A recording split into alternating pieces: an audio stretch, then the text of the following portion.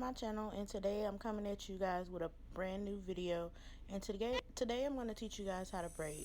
So first you're going to start off by separating out all of your strands of hair, and I'm going to be doing small box braids. So I'm going to be doing small 1-inch strands of hair.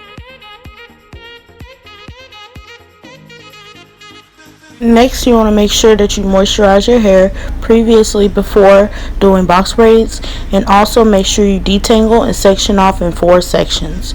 So to begin, I'm going to make sure that I section off my hair into a small box parting shape, and the way that I'm doing this method is I'm just going in rows, and I'll show you guys close up exactly what I'm doing.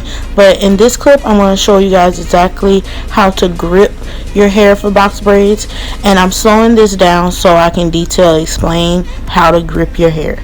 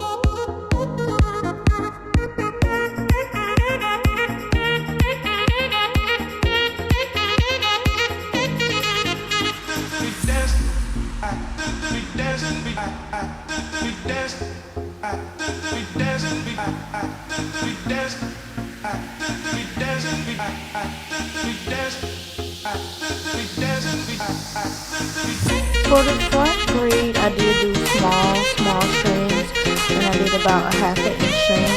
And in order to grip the hair, I wanted to end up splitting the hair into 2 parts. So once I grab the strand, I want to split the hair into 2 parts, and one side of the strand is going to be smaller than the other. And you want to make sure that you crisscross the strands across from each other. And I'm also going to have a clip showing the way that you split the strands in half.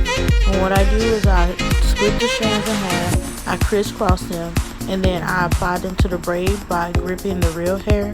And I'm going to also show a few clips of me slow-moing this exact method. And this is the best method.